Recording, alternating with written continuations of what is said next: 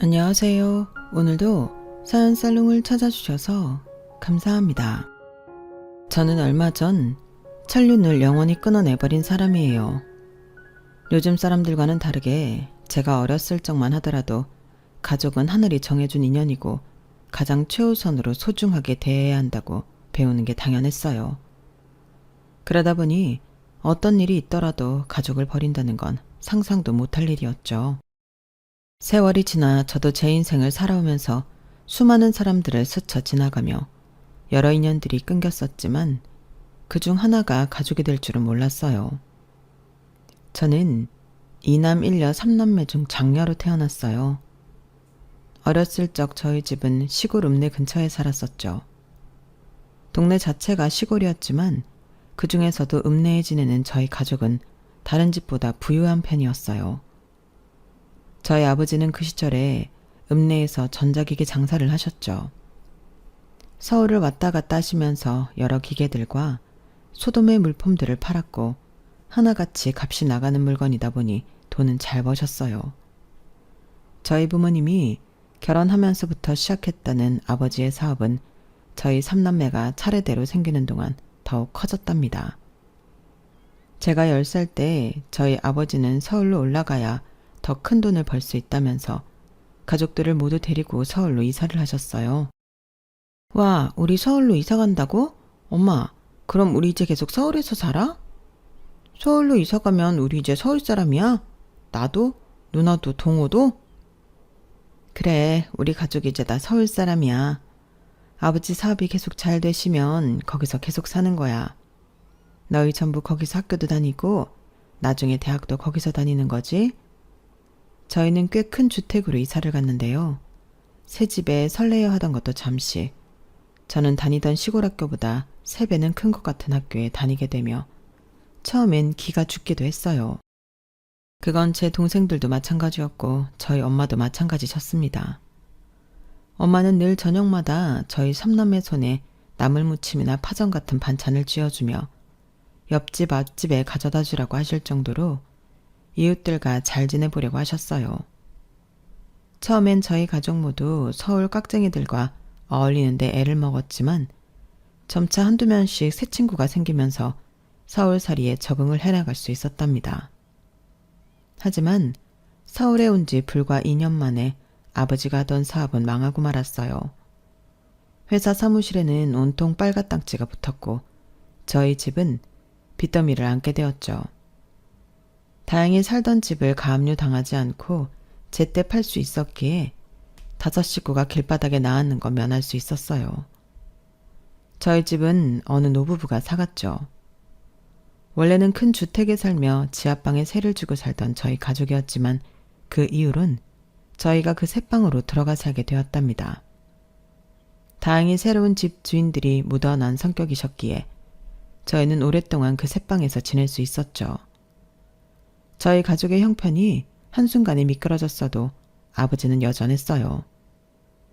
여전하다는 말은 그전과 한치 다름없이 늘 나갔다 하면 술을 마시고 술집 여자와 새벽까지 놀다가 들어왔다는 뜻이랍니다.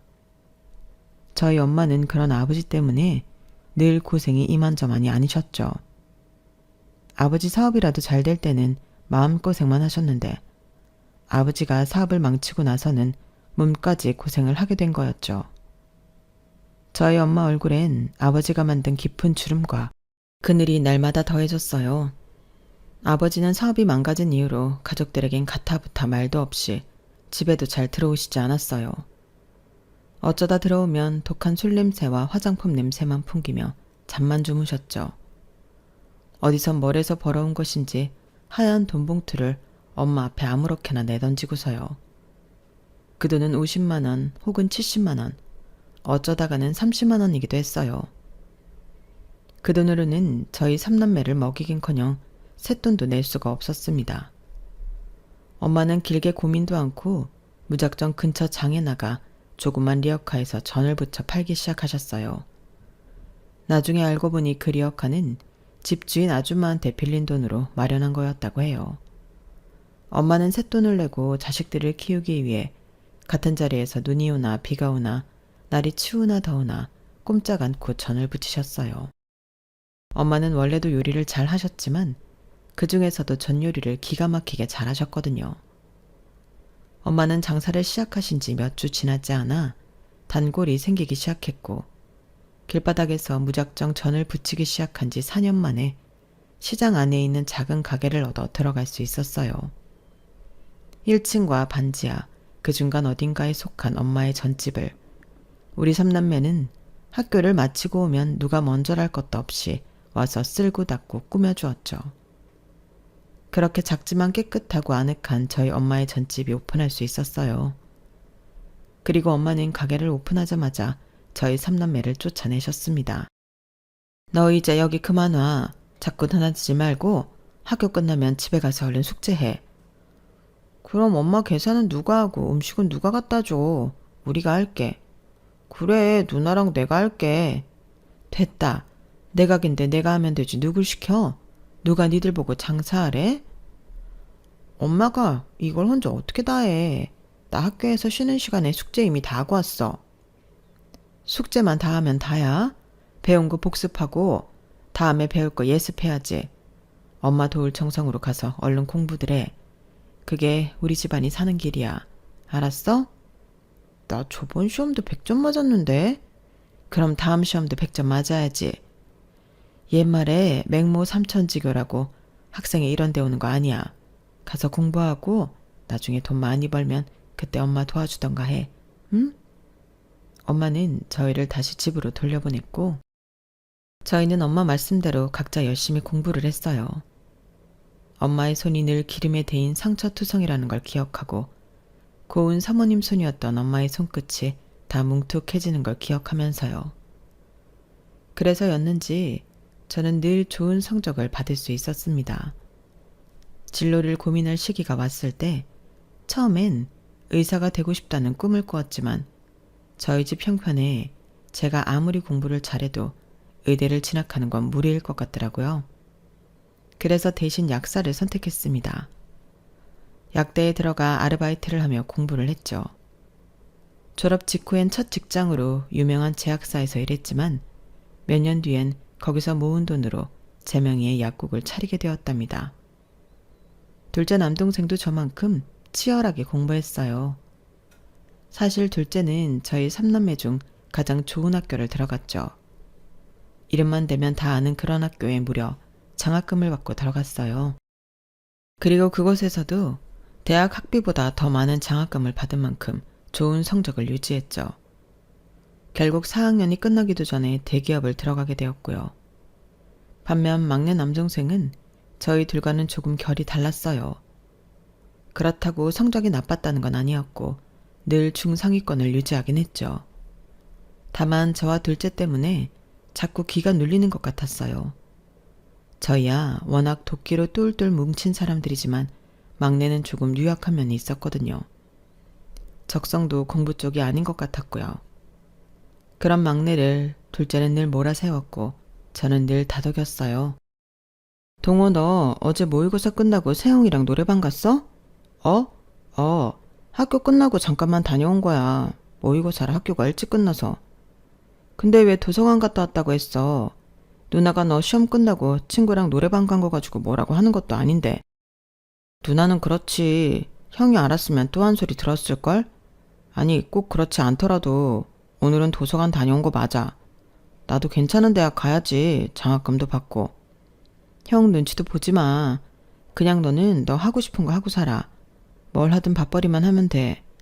형도 그거 걱정해서 그러는 거야. 이제 누나랑 형이 둘 다 돈 버니까 너는 그냥 너 하고 싶은 거 해. 말은 그렇게 했지만 저는 사실 둘째가 막내가 아버지를 닮을까봐 두려운 마음에 잔소리를 하는 걸 알고 있었어요. 솔직히 저도 그런 걱정을 내심 품고는 있었고요. 막내는 우리 중 혼자 아버지를 판박이처럼 닮은 외모를 가졌고 또 아버지처럼 사람을 좋아하고 잘 다루는 면이 있었거든요. 게다가 TV에 나오는 가수들의 노래나 춤도 곧잘 따라하는 게 음주 가물을 좋아하는 아버지랑 겹쳐서 보였던 것도 사실입니다. 물론 막내는 어려서부터 술, 담배하는 못된 아이들과는 거리가 먼 순박한 아이였기에 저는 애써 불안한 마음을 외면하고 지냈던 거죠. 저와 둘째의 걱정과 달리 막내는 애들을 가르치는 선생님이 되겠다며 본인의 진로를 정하고는 사범대학을 들어갔어요. 3년 동안 학교를 성실히 다니던 막내는 교생 실습을 마치고 돌연 선생님을 한다고 하더군요. 본인은 바리스타가 되겠다면서요. 당시 저와 둘째는 커피 타는 일로 무슨 돈이 되게나 싶어서 막내를 며칠 동안 붙잡고 말렸는데요. 커피야 학교 선생님 하면서 틈틈이 취미로 만들면 되지. 굳이 그걸 관두고 해야 할 이유가 있어? 학교 선생님들은 방학도 있잖아. 방학 때만 만들면 되지. 누나, 그게 문제가 아니야. 그냥 나는 선생님 못할 것 같아서 그래. 교생 실습하면서 실제로 학교에 있어 보니까 확실히 알았어. 나는 그 일 못해. 야, 나는 뭐 처음부터 회사 생활 잘한 줄 아냐? 누나는 처음부터 잘했을 것 같아? 다 하다 보면 짬이 생기고 그러다 보면 느는 거지. 뭘 해보지도 않고 지레 겁부터 먹어. 몇십 명이나 되는 애들을 나 혼자 상대해야 한다고. 애들만 상대하는 거면 괜찮을지도 몰라. 선생님들끼리도 하루 종일 사람한테 치이면서 사는 거야. 나는 진짜 못 버틸 것 같아. 그럼 몇십 명 되는 손님은 어떻게 감당하게? 너보다 한참 어린 학생들도 감당을 못하겠다고 있으면서 성인들은 어떻게 감당하겠다는 거야? 서비스직, 영업직에서 일하면 진상들 얼마나 많이 만나는 줄 아냐? 그런데 이때 저희 엄마가 유일하게 막내 편을 들어주셨어요. 나 돌아. 얘도 다 생각이 있으니까 그런 결정을 내렸겠지. 아니, 얘가 뭘 모르니까 그러는 거지. 엄마는 동우도 자기 학비 자기가 다 벌어다 보태내다. 그러면서도 간간히 장학금도 받고 자기 몫은 다 하는 애니 놔둬라.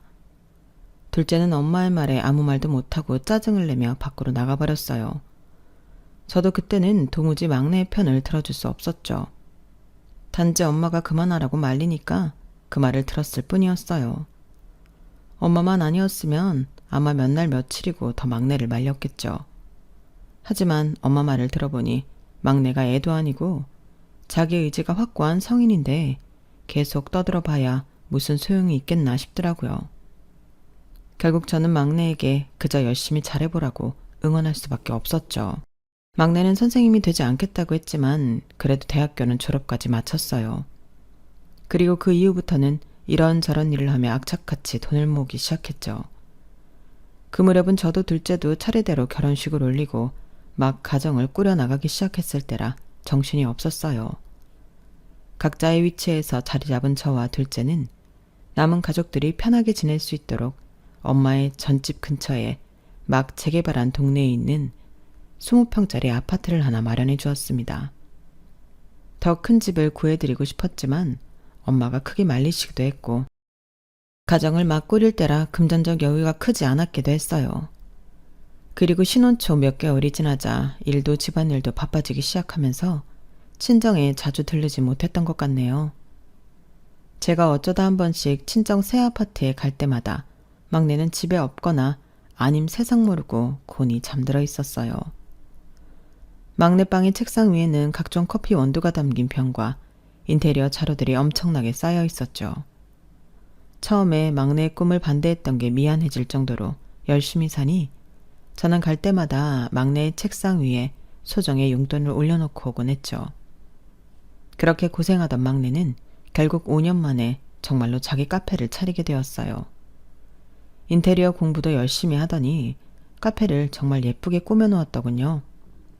심플하면서도 세련되고 아늑한 공간이었고 커피도 정말 맛있게 내렸어요.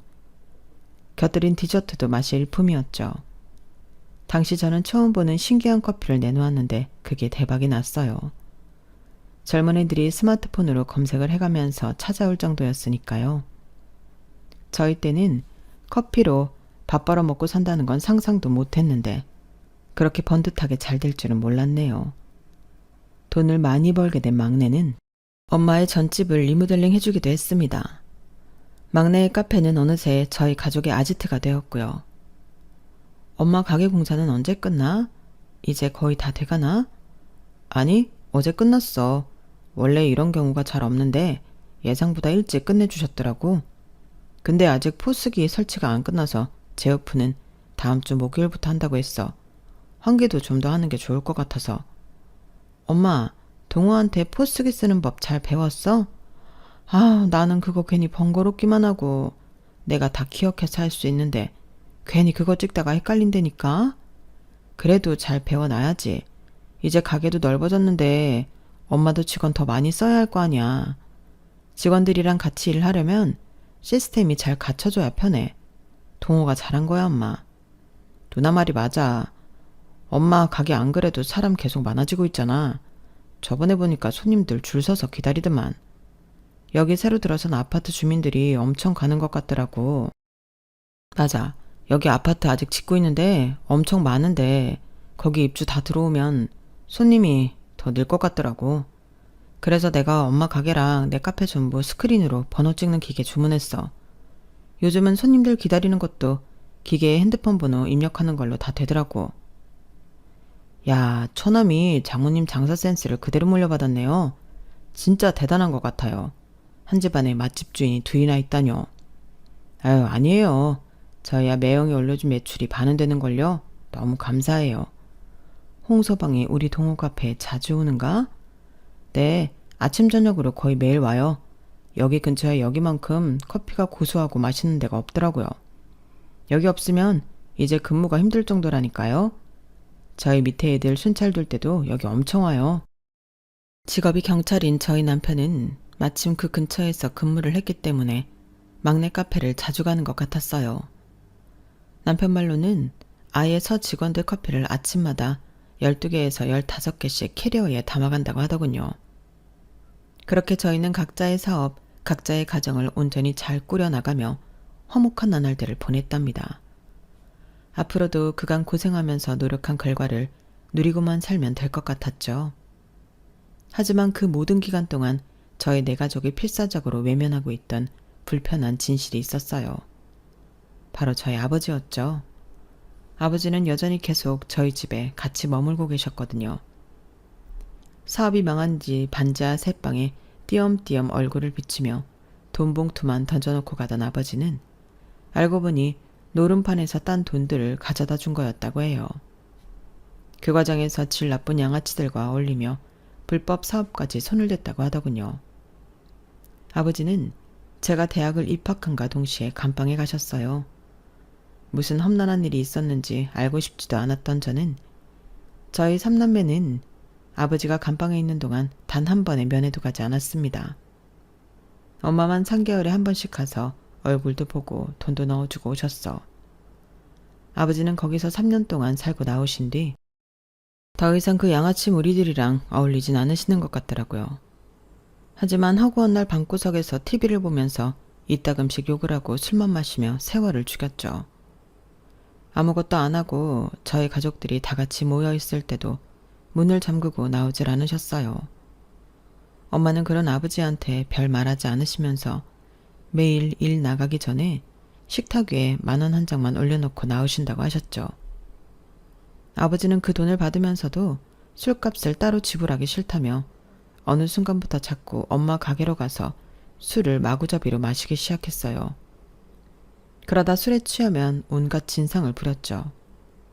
다행인지 당시 대학교 졸업 전 취업이 확정되어 여유가 있던 둘째가 매일같이 그런 아버지를 엄마 가게에서 끌어냈습니다. 이 싸가지 없는 자식이 이거 안 놔? 이 자식이 지혜비한테? 그만 진상 피고 당장 나와요. 술병 안 내려놔요? 엄마 가게에 그만 좀 들락거리라고요. 내가 이 집안 가장이야. 내 가족 가게에서 술 좀 먹겠다는데 네가 뭔데 이래라 저래라야. 아버지가 언제 가장 노릇 똑바로 했다고 그런 소리래요. 우리는 애초에 아버지 도움까지는 바라지도 않아요. 그러니까 재 뿌리는 짓은 좀 하지 말라고요. 아버지 때문에 단골들 다 내쫓게 생겼잖아요. 아버지가 주먹을 휘둘러도 둘째한테는 상대가 되지 못했어요. 아버지는 이미 늙고 술에 잔뜩 취한 상태였고 둘째는 이제 갓 성인이 된 데다 군대까지 다녀온 상태였으니까요. 둘째는 아버지의 뒷덜미든 멱살이든 잡히는 대로 잡아 가게 밖으로 끌어내 던져버렸어요. 엄마가 전부치다 놀라 나와서 뜯어 말릴 정도로 아버지를 거칠게 다루긴 했죠.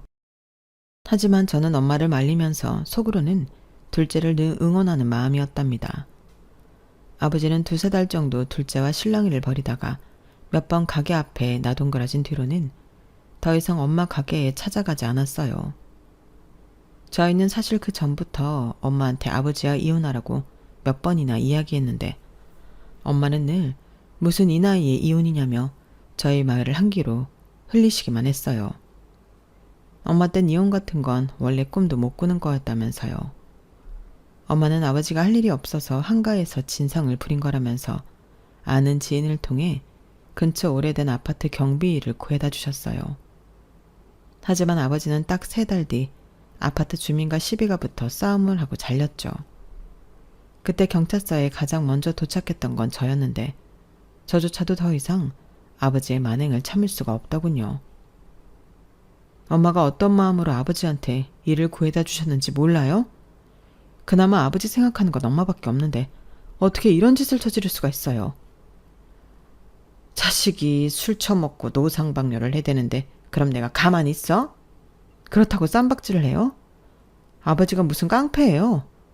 저희는 합의금 한 푼도 안 보태줄 테니까 아버지가 나가서 막노동을 하든 피해자한테 싹싹 빌던 해서 해결하세요. 아무짝에도 쓸모없는 년 같은 이라고. 그러니까 시집도 어디 교통딱지나 때는 허접한 경찰한테 간 거 아니냐. 나가. 너 같은 년 도움은 나도 필요 없어. 아버지는 본인이 되려 큰 소리를 내며 길길이 화를 냈고 결국 뒤늦게 상황을 알게 된 엄마가 그 일들을 다 해결하셨어요. 엄마가 나서니 저도 어쩔 수 없이 피해자에게 합의금을 입금할 수밖에 없었고요. 그 일이 있은 뒤로는 아버지와 저희 3남매와의 관계가 더욱 안 좋아질 수밖에 없었는데요. 엄마는 그 일 이후로 가게를 담보로 대출을 조금 받아 저렴한 상가짜리를 임대해 아버지한테 쥐어주었어요. 아버지는 그 자리에 오락실을 차렸고요. 처음엔 엄마가 대출까지 받으며 그런 일을 한 걸 알고 저희 3남매는 전부 당장 다시 임대자리를 빼라며 엄마를 말렸는데요. 오락실을 차린 이후로는 아버지가 더 이상 아무런 사고를 치지 않고 평온한 나날들이 이어지는 겁니다. 엄마의 말이 맞았던 거죠. 아버지의 생활이 안정되자 저희는 다시 각자의 인생을 안정적으로 꾸려가는 데 집중하며 살았어요. 그렇게 몇 년이 지나 저희 아이들이 교복을 입을 정도로 저도 나이가 들자 아버지에 대한 애잔한 마음이 조금은 생기기도 했죠. 그래서 아버지 칠순 땐 작은 선물을 챙겨드리기도 했어요. 그런데 아버지 칠순이 막 지났을 무렵 저희 가족은 예기치 못한 큰 위기를 겪게 되었어요. 전 세계적으로 시국이 안 좋아지는 시기였고 자영업자들이 하나같이 영업을 종료할 정도로 경기가 침체되었죠. 그나마 엄마 가게는 아직 전을 포장해가는 사람이 많았던 데다 배달 서비스까지 시작하면서 버틸만 했는데요. 문제는 커피만 팔던 막내의 카페였습니다. 매출이 곤두박질치기 시작했고 저희 가족마저 카페에 다 같이 찾아가기 어려웠던 만큼 막내의 카페 적자를 회복하기는 쉽지가 않았어요. 그 상태로 2년 조금 넘게 버티던 막내는 결국 카페 문을 닫을 수밖에 없었죠. 그렇게 공들여 만들었던 카페가 한순간에 문을 닫게 되자 막내는 크게 상심하고 말았어요. 얼굴을 보기도 어려워졌고요.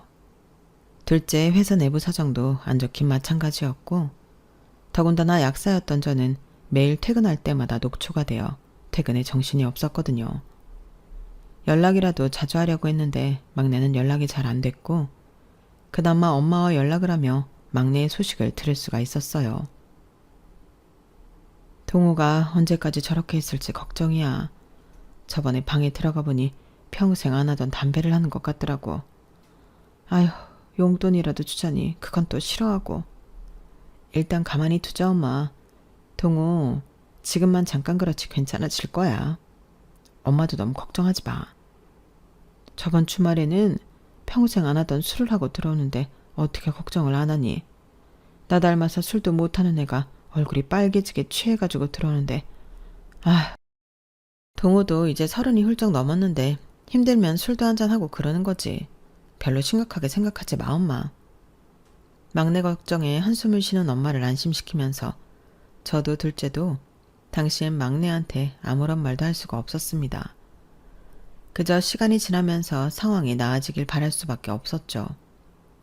막내는 매일 저녁마다 집을 나가 택배 상하차를 한다고 하더군요. 그리고 시간이 조금 더 지나 사람들이 다시 예전처럼 외식도 하고 카페에 갈 수 있게 되어도 여전히 그 일을 이어가고 있었습니다. 안색은 눈에 띄게 어두워졌고요. 그렇게 지내던 사이 어느새 엄마의 칠순이 다가왔어요. 환갑 때는 일본 여행을 보내드렸었는데 엄마가 이번에는 그냥 가족끼리 시간을 보냈으면 좋겠다고 하시더라고요.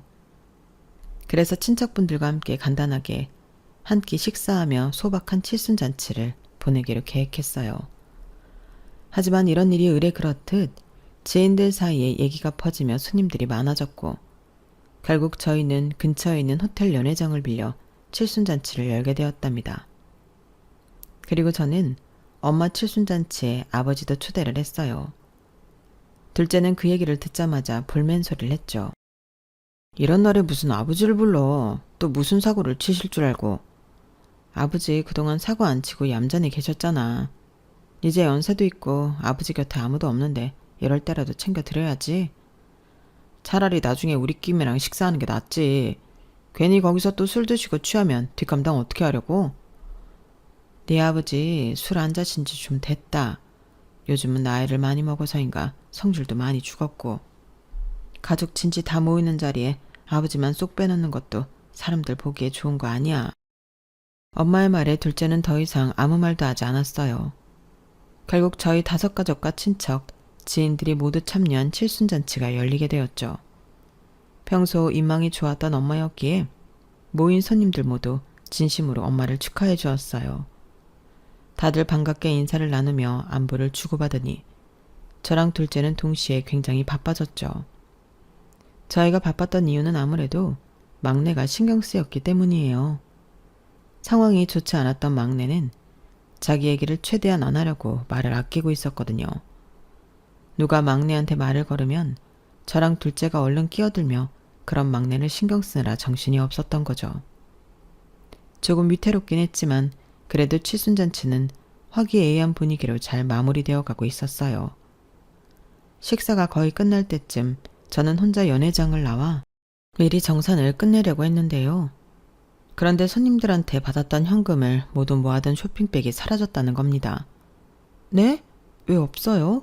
누가 가져갔어요? 그거 좀 전에 막내 아드님이 가져가셨는데요. 정산 미리 하신다고. 막내가요? 그럴 리가요.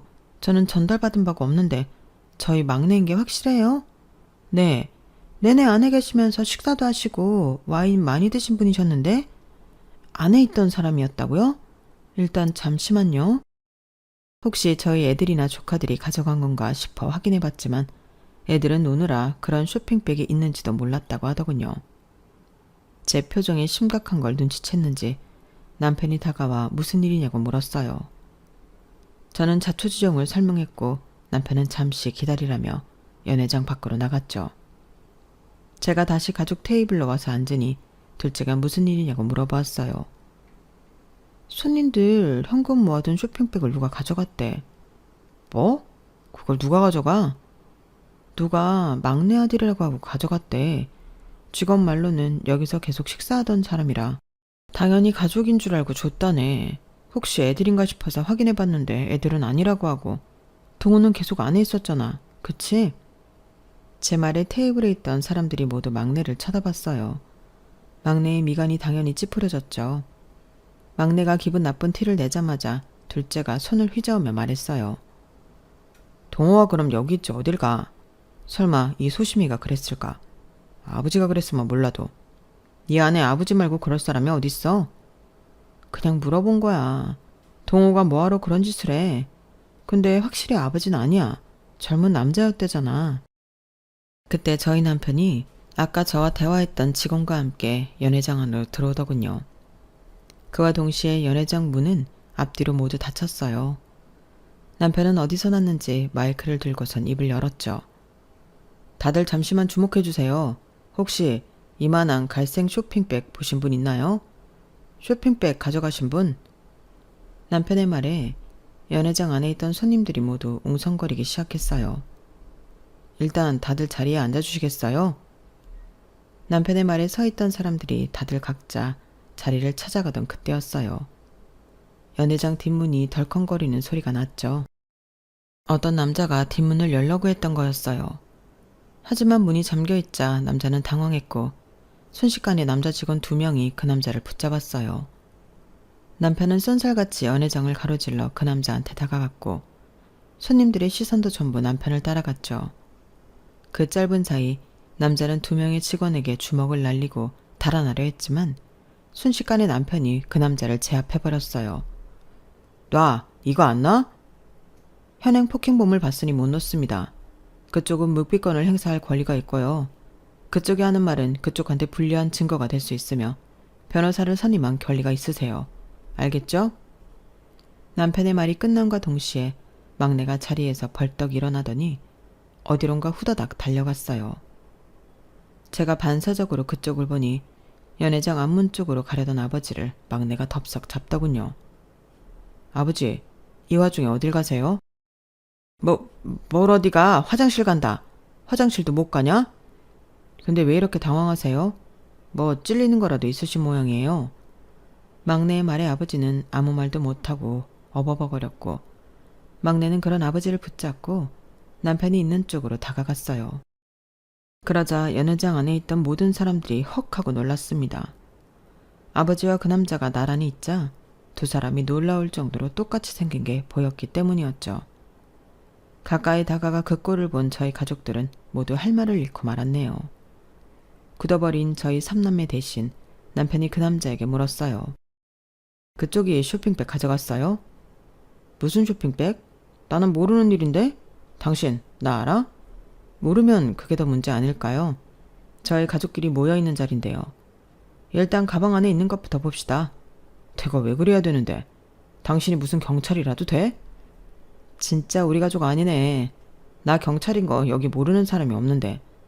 그러니까 방금 그쪽을 현행범으로 붙잡은 거 아닙니까? 가방 안에 또 무슨 위험한 물건이 있을지 모르니 좀 봐야겠습니다.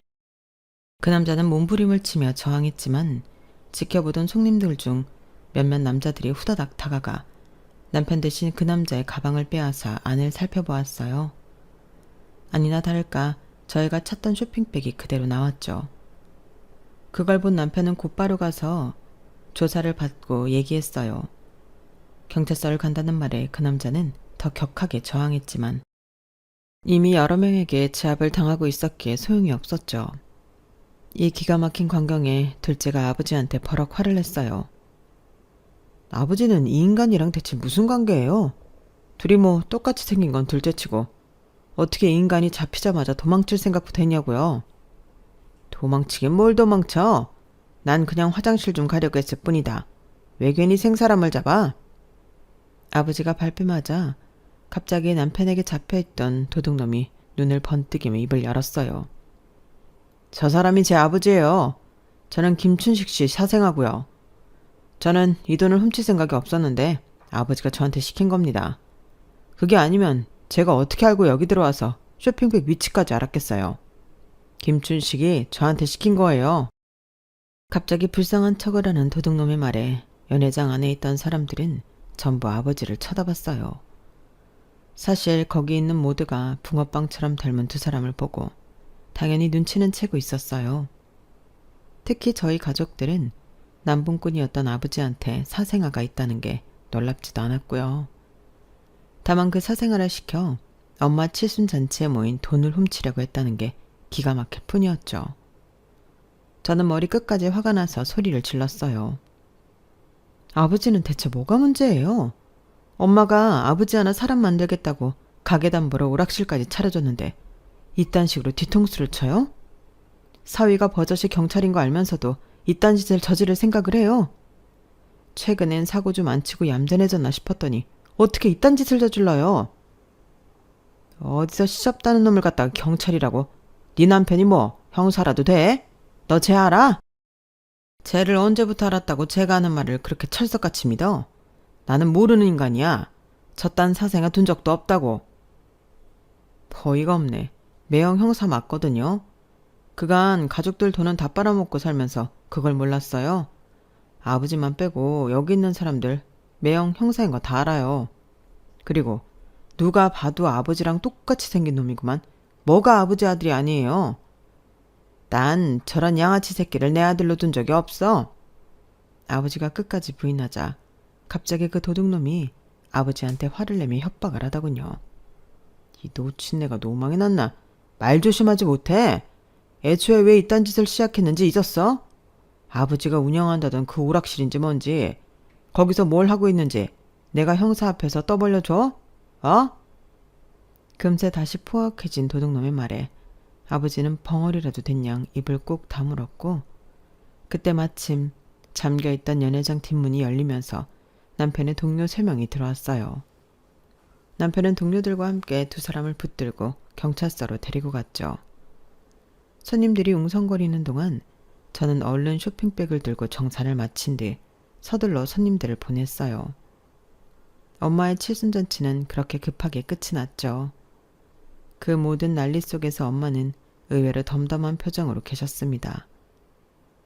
괜찮냐고 물어보니 고개만 살짝 끄덕일 뿐 아무 말씀도 하지 않으셨죠. 저는 일단 엄마랑 막내를 모두 저희 집으로 데려갔어요.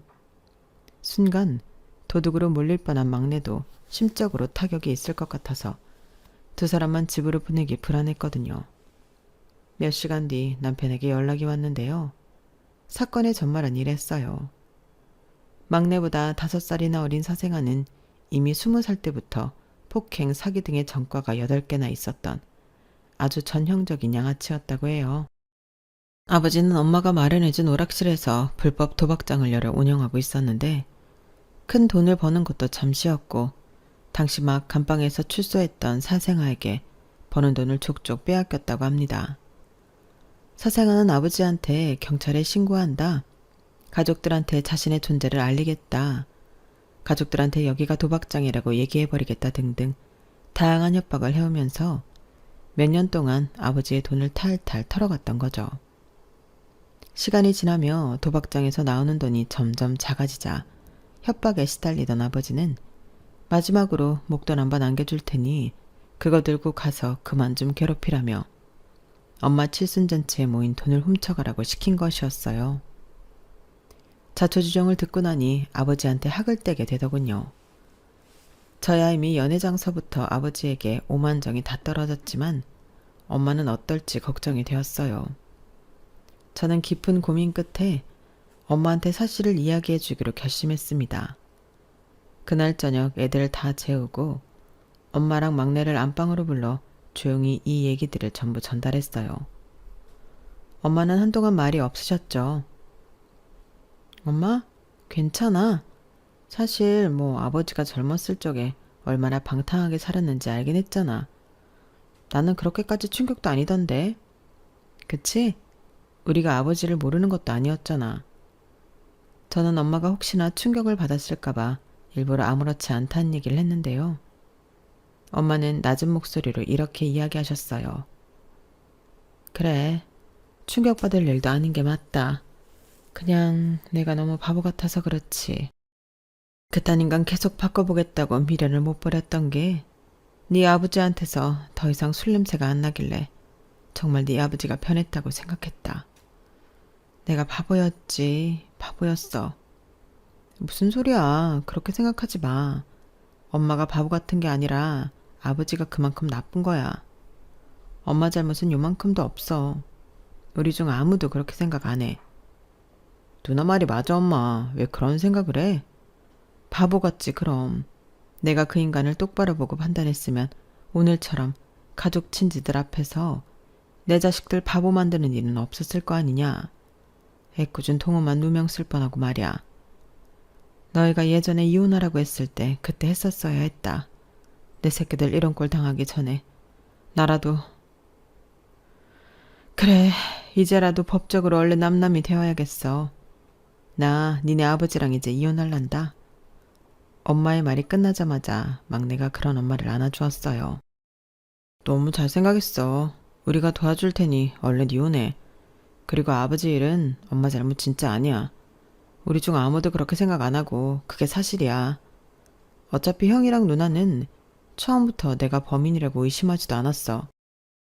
동호 말이 맞아. 얘가 그럴 애 아닌 건 누구보다 나랑 준호가 잘 알아.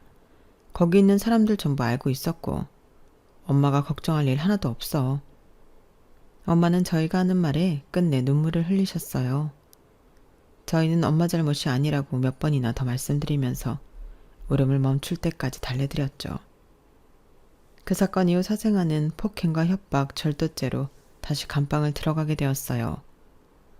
사생아와 마찬가지로 이미 전과자였던 아버지도 불법 도박정을 운영한 채와 절도 교사죄로 다시 감방 신세를 지게 되었죠.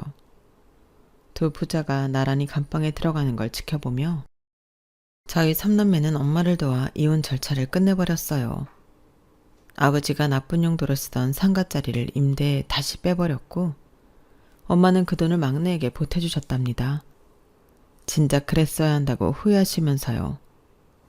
막내는 사실 그동안 택배 일을 하며 모았던 돈으로 재계약이는 충분하다며 엄마에게 받은 돈으로 엄마랑 둘이 해외여행을 다녀왔어요. 그리고도 돈이 남는다며 남은 돈을 모조리 엄마한테 효도하는 데 착실히 쓰고 있네요. 막내는 그간 일하며 모은 돈을 나눠 회사가 모여있는 동네에는 4평짜리 작은 카페를, 재개발된 동네 안에 있는 초등학교 앞에는 무인 아이스크림점을 열었어요. 괜한 인테리어 욕심을 부리기보다는 최소한의 자본을 들여야 망해도 손해가 덜하다나요? 말은 시니컬하게 하면서도 다시 자기 가게를 운영하는 막내의 얼굴에 예전과 같은 활기가 도는 것 같아 저는 한시름 놓을 수 있었답니다. 저희 가족은 이제 정말로 오기 티 없이 평온하고 행복한 일상을 되찾았어요. 막내의 카페 대신 아버지가 없는 친정집이 저희 가족의 새로운 아지트가 되었거든요.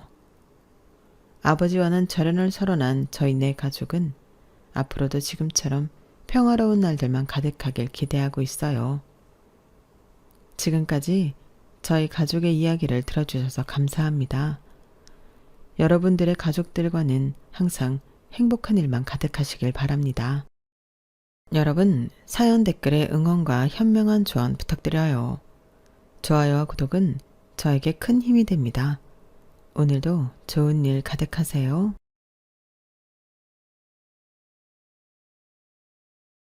안녕하세요. 오늘도 사연 살롱을 찾아주셔서 감사합니다. 저는 딸과 아들 이란성 쌍둥이를 키우고 있는 30대 후반 기혼 여성입니다. 남편과는 현재 9년차 부부로 싸울 때는 왼수 같아도 결정적일 때는 내 편인 터라 지금까지는 그럭저럭 잘 지내고 있는 편이에요.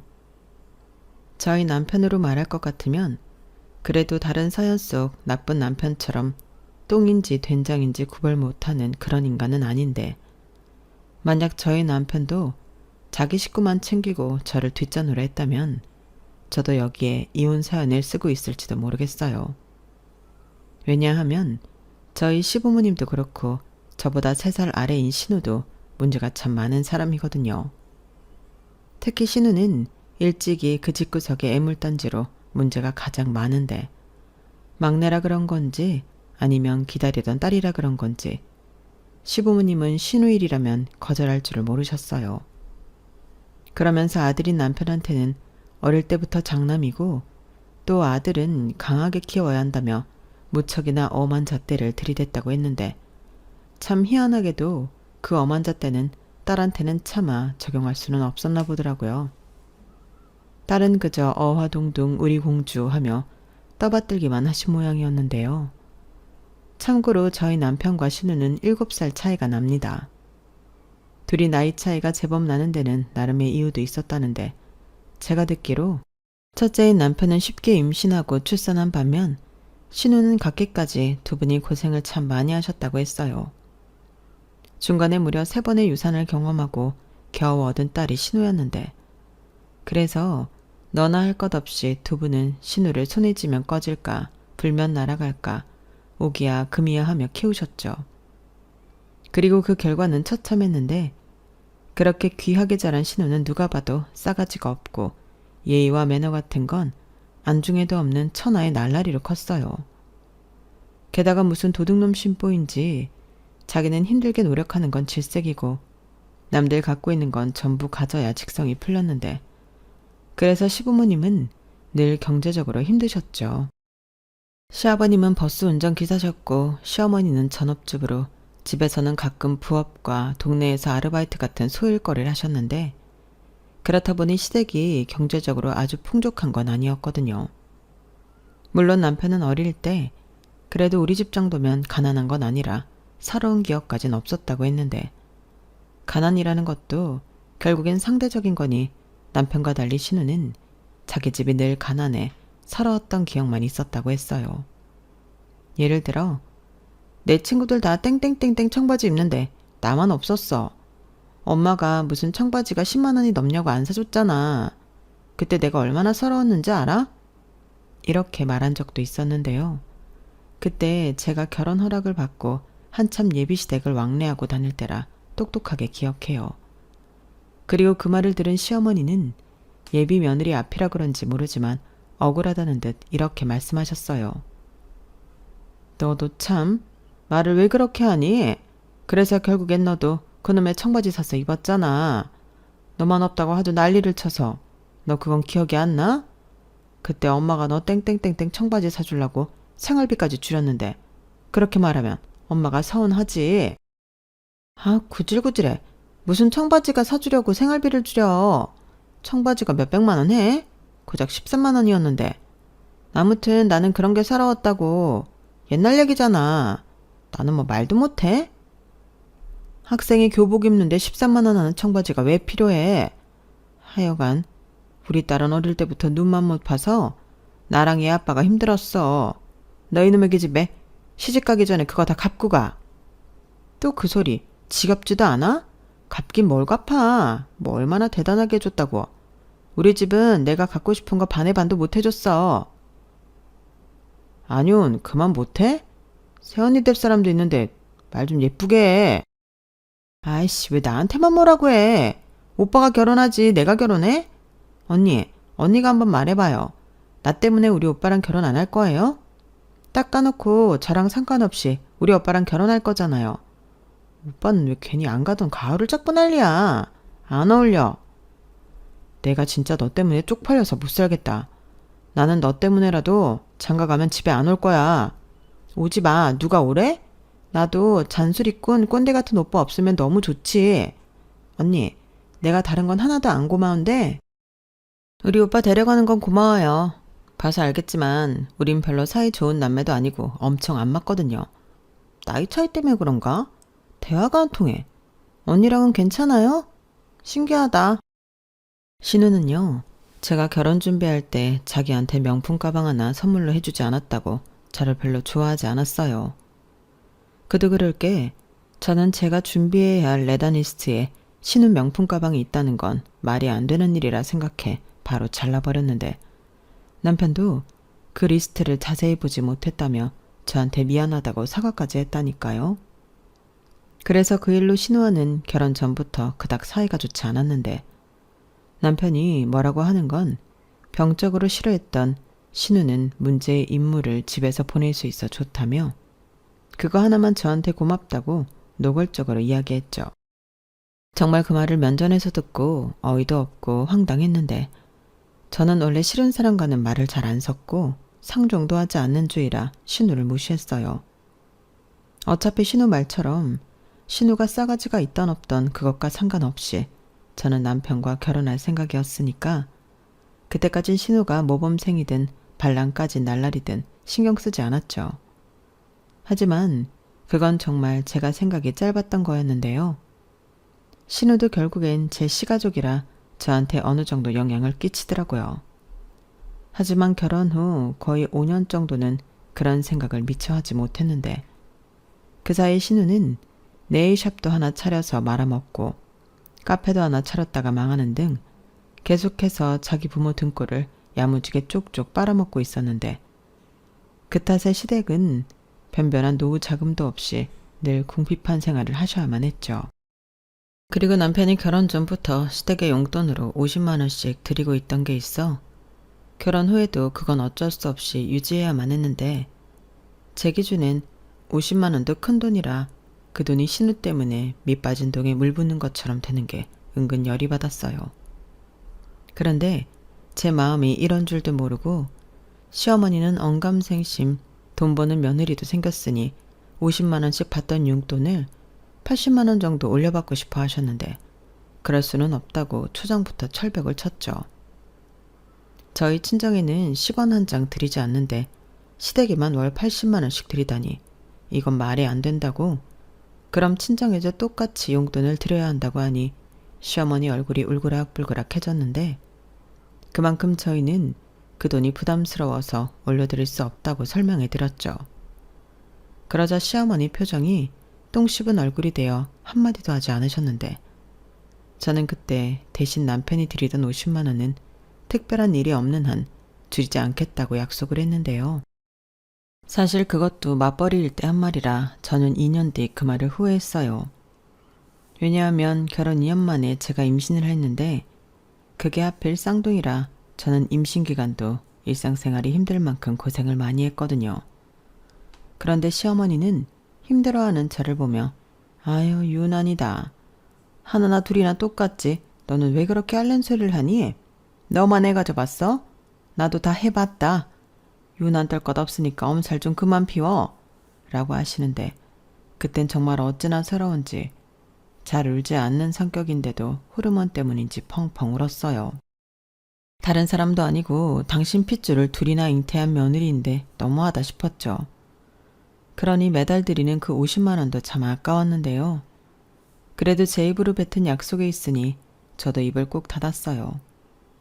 대신 저는 친정 엄마가 있어 나름 도움을 많이 받아 그 서운한 마음을 달랠 수 있었는데 제가 친정 부모님에게 유일한 외동딸이거든요. 그런데 하나뿐인 딸이 그것도 쌍둥이를 임신했으니 친정 부모님은 걱정이 이만저만이 아니셨는데 원래 저희 부모님은 사이가 너무 좋아 아이 생각은 없이 두 사람만 즐겁게 살고 싶으셨다고 했어요. 하지만 두 분 다 늦은 나이에 마음이 바뀌었고 서둘러 아이를 갖기 위해 산부인과를 찾았다고 했는데요. 저는 그때부터 효녀였다며 엄마 아빠 마음고생시키지 않고 바로 찾아왔다고 하셨죠.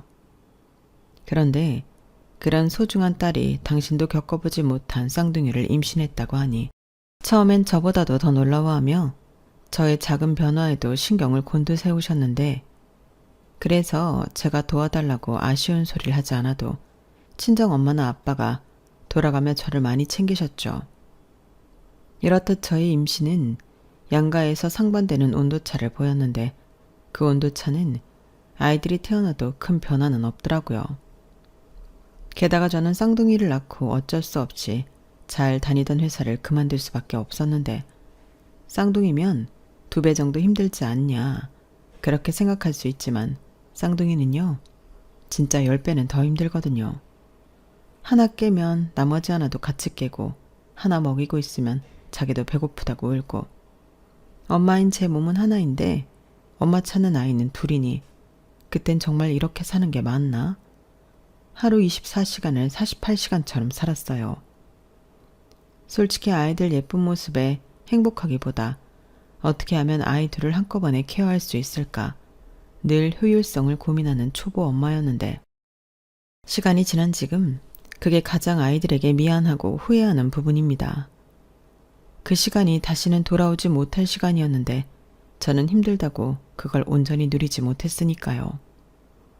그리고 서운하다면 서운한 일이 시댁은 정말이지 제가 쌍둥이 키울 때 도움이라고는 전혀 줄 생각이 없으셨는데 당신 말로는 시댁에 부르지 않은 것이 저를 도와준 거라고 하셨어요. 솔직히 매번 친정 엄마 손을 빌리는 것도 죄송하고 저희 친정 엄마가 시어머니보다 나이도 많다 보니 가끔은 시어머니 손을 빌리고 싶을 때도 많았는데 그럴 때면 일부러 그러시는 건지 제 전화를 받지 않으셨어요. 처음에는 바쁘신가 하고 넘겼는데 나중에 남편에게 듣기로 제발 당신한테 전화 좀 못하게 하라고 남편한테 한 소리 하셨대요. 걔는 말이다. 내가 쌍둥이 낳으라고 한 것도 아닌데 왜 자꾸 남의 손을 빌려 애를 키우려고 한다니? 회사까지 그만뒀으면 지가 알아서 할 일이지. 왜 엄한 나한테 불똥을 튀기려고 해? 좌우간 너는 네 마누라한테 나 요즘 바쁘고 힘드니까 전화 좀 하지 말라고 해. 알겠어? 이렇게 말씀하셨다는 거예요. 저의 남편이 참 그런 부분에서는 사람이 순수해요. 중간에서 알아서 처신을 잘 해야 하는 건데 저 말을 곧이곧대로 저한테 전달을 했으니 제 기분이 나쁠 수밖에 없었죠. 물론 남편은 제가 친정엄마도 아니고 시어머니한테 도움을 청했을 리가 없지 않냐고 뭔가 착오가 있었던 것 같다는 듯 말했는데 저는 두 눈을 부라리며 기분 나쁜 표를 다 냈어요. 그리고 그럼 왜 우리 엄마만 나랑 우리 애 때문에 힘들어야 하는데? 우리 엄마 손목 두 쪽 다 나가서 한의원 다녀. 주말이면 침 맞으러 다니는데 내가 안 미안해? 가끔은 시어머니한테 도움받고 싶지. 쌍둥이 키우는 게 보통 힘든 줄 알아? 그런데 어떻게 자기 엄마는 그렇게 말할 수가 있어? 우리 애들이 남이야? 당신 손주 손녀잖아. 나 도와달라고 전화한 거 맞고 기분 엄청 더러워. 라고 거의 짐승이 울부짖는 듯 말했는데 지금 와서 고백하자면 저도 제정신은 아니었어요. 집에서 애만 보고 있으니 제대로 된 사고를 하지 못하게 되더라고요. 그렇게 제 진심을 알게 된 남편은 중간에서 고장난 로봇처럼 눈알말 굴리고 정지 상태가 되었는데 그때는 그런 남편도 참 꼴보기 싫었죠. 내가 왜 이런 고생을 혼자 다 하고 있나. 이 애들이 우리 집안 성을 따르는 핏줄이 아니고 남편이랑 남편 집안 성을 따르는 핏줄인데 어떻게 이렇게나 무신경할 수가 있나. 무지막지하게 서운하기만 했는데요. 그래서 그날 이후 저는 무슨 일이 있어도 시어머니한테 전화를 하지 않는 며느리가 되었어요. 그리고 나중엔 그게 진짜 편했는데 시어머니한테 전화를 걸지 않아도 죄책감 같은 거 들지 않아 너무 좋았죠. 오죽하면 제 주변에 같은 또래 아이 키우는 엄마들도 그 점을 많이 부러워하더라고요. 저도 그때 느꼈던 서러움이 이렇게 반전이 되어 저에게 득으로 돌아올 줄 몰랐는데 이래서 사람 일은 아무도 모른다고 했나 봐요. 그렇다고 또 오해를 하시면 안 되는 게 제가 시어머니 전화를 무조건 차단하고 안 받는 건 아니었는데요. 저는 시어머니가 전화를 거시면 제 기분에 따라 받을 때도 있고 안 받을 때도 있었어요.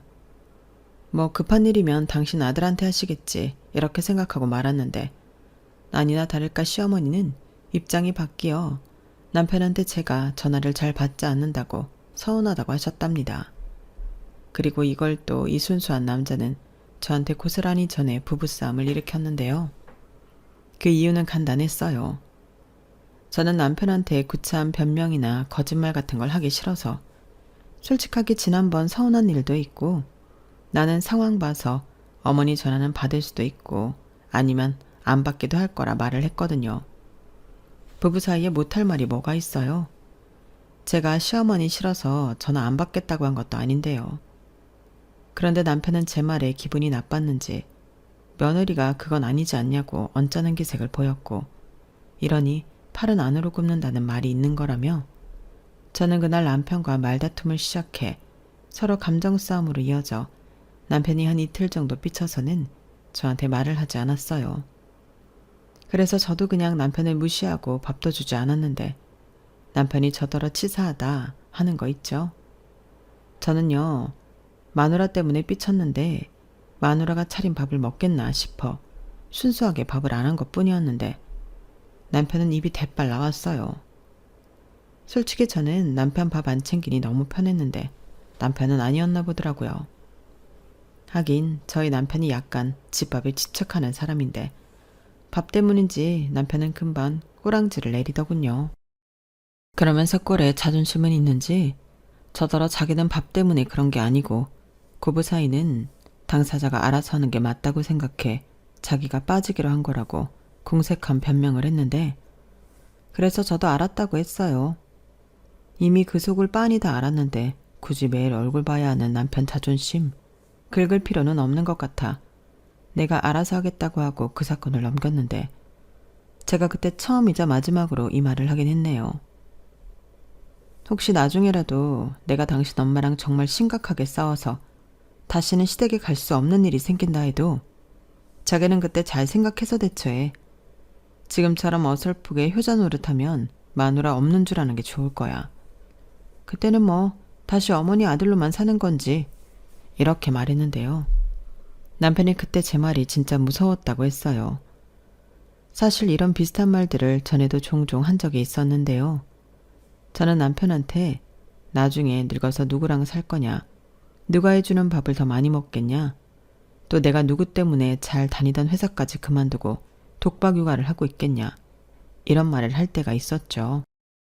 제 기억에 쌍둥이 돌이 되기 전이었던 것 같은데 남편이 그때 애 아빠면서 아빠 노릇을 하지 않아 불만이 많았을 때였어요.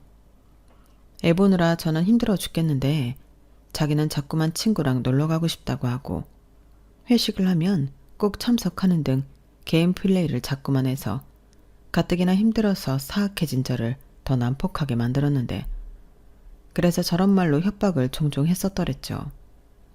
그런데 저 말이 생각해보니 고부 갈등에도 해당되는 말이었고 저는 저 말을 끝으로 남편에게 2번의 기회는 없다고 못을 박았는데 그게 꽤나 효과가 있었어요. 남편이 중간에서 시어머니가 제 흉을 보거나 제가 전화도 잘 안 받고 시댁에도 잘 오지 않아 서운하다 노래를 부르시면 곧장 그러게 나영이한테 진작 좀 잘하지. 엄마 발등 엄마가 찍은 거야. 나영이가 힘들 때 엄마가 먼저 도와주고 그랬으면 얼마나 좋아? 그때는 전화하지 말라고 하고 집에도 오지 말라고 했으면서 왜 이제 와서 그래? 라고 했다는데 그 말을 들었을 때는 남편이 기특하게 느껴졌죠. 그때는 남편이 웬일로 엄마 말을 잘 듣는 큰아들처럼 느껴졌는데 그렇게 잘 키운 덕에 저는 자유를 얻었답니다. 그리하여 시어머니도 남편한테 전화해 며느리 뒷담화하는 것을 그만두게 되었고 제 입장에서는 잘된 일이 아닐 수 없었는데요. 지금 생각해보면 같이 사는 딸을 자꾸만 돈 사고치고 하나 있는 며느리는 자기를 신경도 쓰지 않으니 자기 딴에는 심술이 났던 것 같아요. 그리고 아들까지도 자기 편을 들지 않으니 속이 상하신 것 같았는데 그러게 저한테 진작에 잘해주시지. 저는 은근 시어머니가 후회하길 바랬어요. 또한 그때 신우라도 정신을 좀 차렸다면 시어머니가 저 정도로 심적으로 힘들진 않았을 텐데 하고 생각했는데요. 신우는 정말이지 포기를 모르는지 계속 부모 돈으로 새로운 일을 벌리기 바빴어요.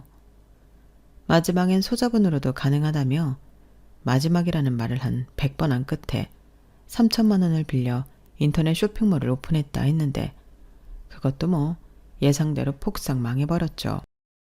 그도 그럴 게 돈은 돈대로 빌려놓고 그 돈을 자기 옷 사고 백 사고 사진 찍는다고 5성급 호텔만 골라다니고 했으니 그 사업이 잘 될 리가 없었는데 결국 시부모님은 잘못 키운 딸 자식 때문에 집담보로 빚까지 지게 되셨어요.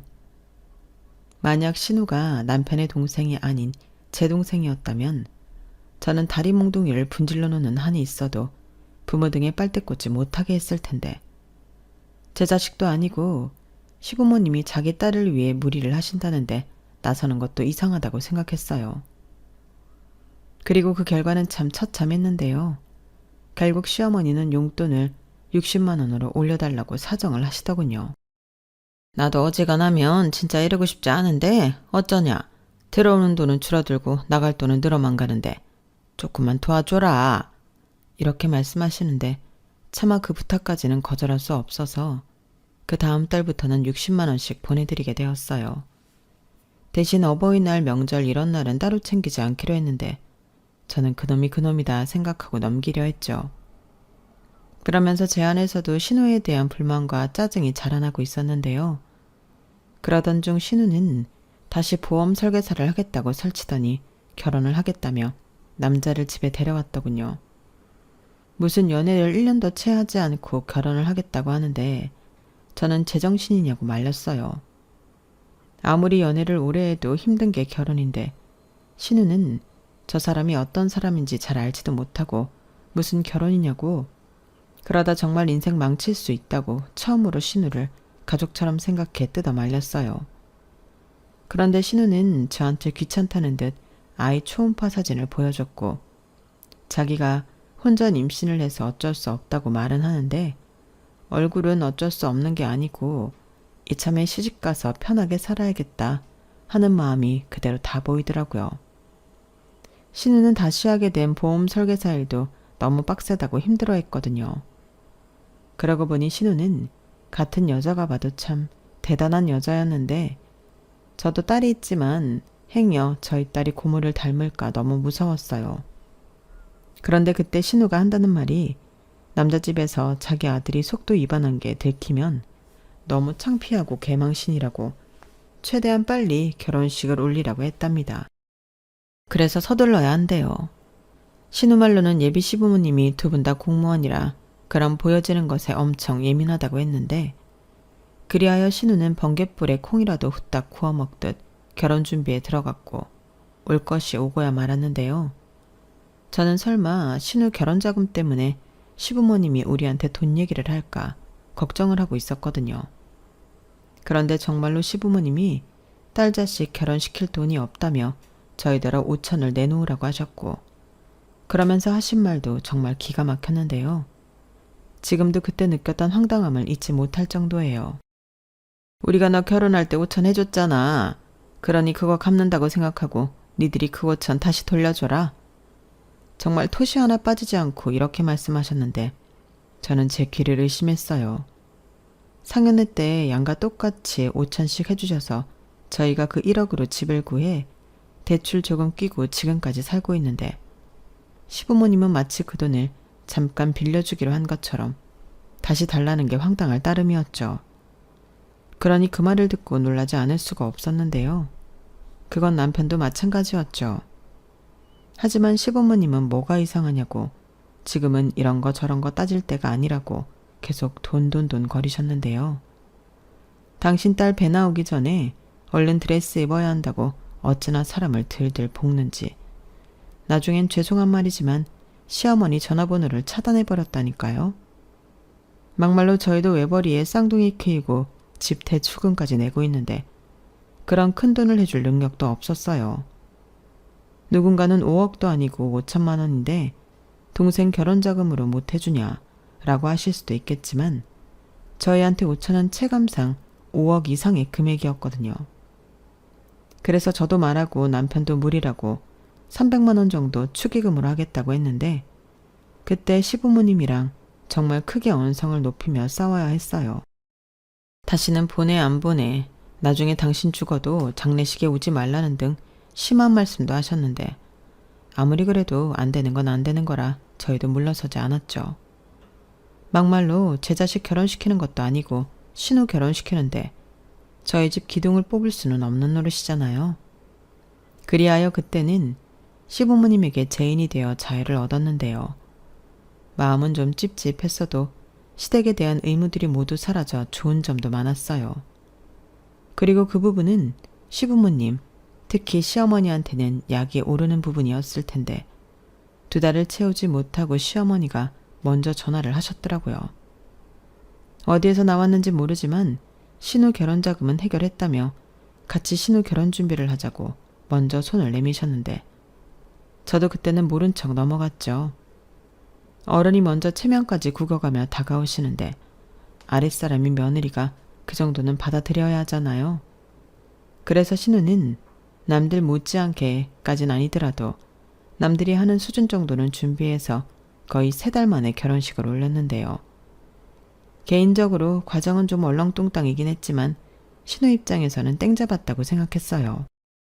왜냐면 서방님이 직업도 나름 괜찮고 시댁 형편도 저희 시댁, 즉 신우의 친정보다는 훨씬 나은 것 같았는데 신우 뱃속에 있는 조카가 엄마한테는 보배나 다름이 없었죠. 그게 아니라면 신우가 어디 가서 그런 능력 있는 남자를 만나겠나. 서방님 입장에서는 똥밟은 꼴일지언정 집안의 근심이 사라졌다고 생각했는데요. 그때가 저도 그렇게 시댁도 가장 평화로울 때였어요. 저는 그 즈음 조금 빠르긴 했어도 쌍둥이를 어린이집에 보내 한결 편해질 때였는데 시간만 맞으면 어떻게 하든 일을 하려고 알아보곤 했어요. 아무래도 외벌이로 살다 보니 경제적인 이유 때문에라도 돈이 많이 필요했는데 남편도 은근 제가 재취업을 하길 바라는 눈치였죠. 그래서 우리 애들 미래를 생각해서라도 기회만 되면 돈을 벌자 하고 닥치는 대로 일자리를 구하러 다니곤 했는데 그것 또한 쉽지 않더군요. 아무래도 애들이 어리고 어린이집에서 집에 오는 시간이 3시라 제 편의를 봐줄 곳은 많지 않았어요. 그래도 오전 시간 파트타임이나 집에서 할 수 있는 재택근무 형식 같은 일은 많지 않더라도 길을 쓰고 찾아서 했는데, 그게 그래도 반찬값이 남편 교통비다 조금은 저희 집에 도움이 되었죠. 그리고 아이들이 조금 더 크면 그때는 정말로 취업을 해야 하니 미리부터 준비를 좀 하자 싶어 자격증 공부도 시작했는데, 저는 전부터 미장 기능사에 관심이 있었거든요. 일단 여자도 할 수 있는 일이고 돈도 제법 버는데 언젠가는 내 집을 내가 직접 짓고 싶다는 꿈이 있어 미장 일을 할 수 있으면 좋겠다는 생각이 있었어요. 지금도 저렴한 폐가 같은 게 있다면 사서 직접 고치고 나중에 노후를 남편과 그곳에서 보내면 어떨까 하는 꿈이 있는데, 아직은 저희 쌍둥이가 어리니 더 두고 봐야 할 일이죠. 아무튼 그런저런 생각이 있다 보니 저는 나름 시간을 쪼개 열심히 살았는데, 신우가 아이를 출산하고 일이 터지기 시작했어요. 신우가 자기 애지만 애 보는 게 너무 힘들다고 하루가 다르게 전화 시어머니에게 연락해 징징거렸거든요. 뭐 자기 딴에는 좀 도와달라고 전화하는 것 같았는데, 솔직히 저는 독박 육아했는데 도와주고 싶지 않았죠. 그래서 나는 지금 자격증 공부하느라 어렵다. 친정엄마나 시어머니 찬스 써라 라고 했는데, 시어머니는 어려워서 말도 꺼내기 힘들고 친정엄마, 즉 제 시어머니는 하루하고 나가 떨어졌다며 어려움을 호소했는데, 저는 미안하다고 말을 싹둑 잘라먹었어요. 그 탓에 신우가 또 저에 대한 불만이 넘쳐났는데 어쩔 수 없죠. 지는 뭐 제가 쌍둥이 키우느라 힘들 때 고문 노릇한 적 있나요? 그래서 욕먹을 각오나 하고 나몰라라 했는데, 그러기를 몇 달 후 시아버님 생신 때문에 온 가족이 다 모이는 날이 있었어요. 그때 몰라보게 안색이 좋지 않은 신우를 보게 되었는데, 신우는 딸이 아닌 아들이라 더 힘들다고 했어요.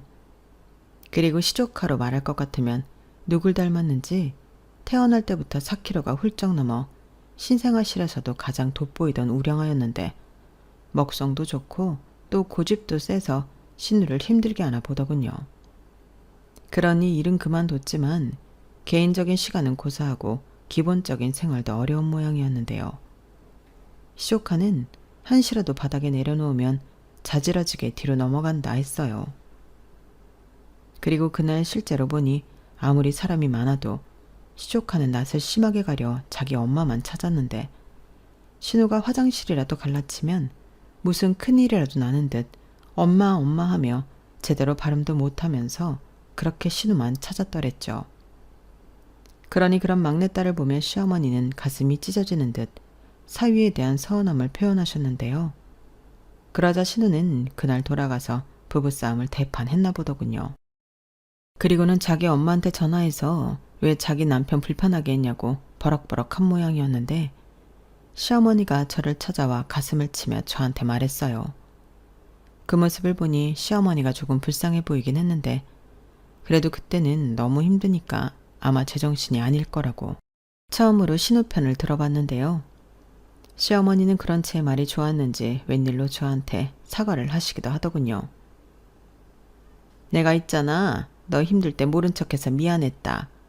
너는 그래도 친정엄마가 있으니까 나까지 보태지 않아도 될 거라고 생각했는데 내 딸 힘들 거 보니 그래도 내가 너한테 너무했다 싶네. 미안했다. 지금이라도 애들 맡기고 싶으면 얘기해. 내가 봐줄 테니까. 라고 하셨는데 기분이 살짝 이상했어요. 이렇게 사과받을 줄 몰랐는데 제가 신우 덕을 보게 될 줄은 더 꿈에도 몰랐죠. 하지만 그런 고마운 마음도 그리 오래가지 못했는데요. 자기 엄마한테 제 얘기를 전해들은 신우는 저한테 자기를 대변해줘서 고마웠다고 전화하며 전에는 하지도 않던 알랑방귀를 뀌었는데 신우 속도 뭐 새까맸어요. 저한테 어떻게든 도움을 받고 싶었던 거죠. 그래서 저는 그럼 돌은 되지 않았어도 어린이집 영화반이라도 넣는 게 어떻겠냐고 얘기했는데요. 신우가 하는 말이 그건 자기 남편이랑 시어머니가 절대 안 된다고, 무슨 일이 있어도 새 돌까지는 신우 보고 애를 키우라고 했답니다. 애는 엄마가 봐야 한다고 세상이 흉흉하니까 유치원 가기 전까지 가정부육을 하라고 했대요. 그럼 도와라도 줘야 할 텐데 신우의 남편도 시어머니도 그럴 마음은 없어 보였는데 신우는 아쉬운 대로 자기 엄마한테만 도와달라고 징징거리는 것 같더라고요. 그래서 저는 그럴 바에는 그럼 하루에 몇 시간이라도 시터를 쓰라고 나름 신경 써서 조언을 했는데 제 친구들도 하루에 4-5시간 시터를 쓰면서 힘든 시간을 넘긴 케이스도 있었거든요. 그리고 시터는 어차피 집으로 오는 거라 신우의 시댁에서 뭐라고 하지도 않을 것 같았는데요. 그렇게 시터랑 같이 애를 보면 신우도 숨 돌릴 시간이 있을 테니 지금보다는 낫지 않겠냐고 생각했죠. 하지만 신우는 한숨을 푹푹 쉬며 언니, 저도 그 생각 안 해본 거 아닌데요. 시터 월급이 얼만 줄 알아요? 200만 원이 넘어요. 아니 무슨 회사원이라니까? 그런 돈을 어떻게 쓰냐고요? 라고 저한테 짜증을 냈는데요. 저라고 시터 월급이 그 정도라는 걸 몰랐겠어요? 저 역시 쌍둥이라 시터를 써볼까 하고 알아본 적이 있었는데 나라에서 지원해주는 것도 있고 아주 방법이 없는 건 아니었거든요. 하지만 신우는 나라에서 연결해주는 건 어쩐지 믿음이 가지 않는다며 싫다고 했어요. 그래서 저는 그럼 어쩔 수 없지 않냐고 알아서 방법을 찾아보라고 했는데 제 말에 기분이 나빴는지 신우가 삐쳐서는 전화를 끊어버리는 거 있죠. 하여간 애를 낳아도 그 싸가지 없는 성격은 여전했는데 저는 이젠 적어도 나한테 전화는 하지 않겠구나 홀가분하게 생각했죠. 막말로 신우는 남편 월급도 좀 되고 시댁도 풍족한데 어떻게든 방법을 찾을 수 있지 않을까 그런 생각을 하기도 했는데요. 그건 제 착각이었어요. 신우 시댁은 좀 사는 게 맞는 것 같긴 한데 일단 신우가 별로 마음에 들지 않아 재정적으로 도움을 줄 생각이 전혀 없었고 남편은 월급은 한 400만 원 정도 받는 것 같은데 결혼 전부터 주식이다 코인이다 해 개인적으로 진빚까지 있어 300만 원 정도는 빚 갚는 데 쓰는 것 같았어요. 그러니 100만 원 가지고 생활을 해야 했는데 집에는 30만 원 정도밖에 주지 않은 것 같더라고요. 육아수당 나오니 그걸로 생활하라는 건데 돈이 더 필요하면 알아서 돈을 빌려 쓰라고 했답니다. 진짜 쓰레기 아닌가요? 이래서 사람은 겉모습만 보고 판단하면 안 되는데 신우는 아마도 서방님의 멀쩡한 겉모습만 보고 낚시질을 한 게 틀림없어 보였어요. 그리고 집단에는 머리를 굴릴 게 있긴 했는지 며칠 뒤 시어머니가 할 말이 있다며 저더러 애들이 어린이집에 가 있을 때 잠깐 오라고 하셨는데 그때 기분이 참 쎄하더군요. 제가 원래 직감이 좀 좋은 편이거든요. 그래서 나름 각오를 하고 그날은 남편도 휴가를 쓸 수 있다고 해서 같이 갔는데 시어머니는 자기 아들을 보고 잠깐 놀란 듯 했지만 이내 잘 왔다고 한꺼번에 얘기하자고 자리에 앉으라 하셨어요. 그렇게 거실로 들어가니 신우가 조카를 안고 저희 부부를 반겼는데 역시는 역시였죠. 시어머니가 곧장 자기 생각이라며 얘기를 시작하셨는데 들으나 마나한 내용이었어요.